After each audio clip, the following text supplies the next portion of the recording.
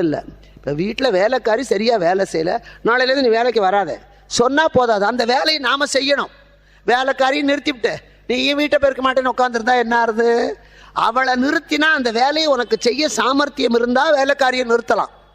இங்கே அதே மாதிரி பிரம்மனை சிறையில் போட்டாச்சு. சிருஷ்டி தொழிலை யார் செய்கிறது? முருகனே செய்ய ஆரம்பித்தான். முருகனே செய்ய ஆரம்பித்தான். ஆனால் அதில் தான் பிரச்சனையே வந்தது. எல்லாரும் ஆசிரியர்கள் தான், இங்கிலீஷும் டீச்சர் தான், தமிழும் டீச்சர் தான். இன்னைக்கு தமிழ் வகுப்பு, தமிழ் ஆசிரியர் போயிட்டார், டிஸ்மிஸ் ஆகிட்டார். அப்போ அந்த வகுப்பு நடத்தணும். இங்கிலீஷ் டீச்சரை கொண்டு தமிழ் வகுப்பு எடுப்போன்னா அவன் எப்படி நினைப்பான்? எப்படி நடத்துவான்? ஆ என்பதற்கு இணையான ஆங்கில எழுத்து என்னம்மா? ஒரு சரித்திர பேராசிரியரை கொண்டு போய் நீ தமிழ் வகுப்பு நடத்தினா அவர் ஆ என்ற எழுத்து தோன்றியது கிபியா கிமுவாம்பார். சந்தேகம்.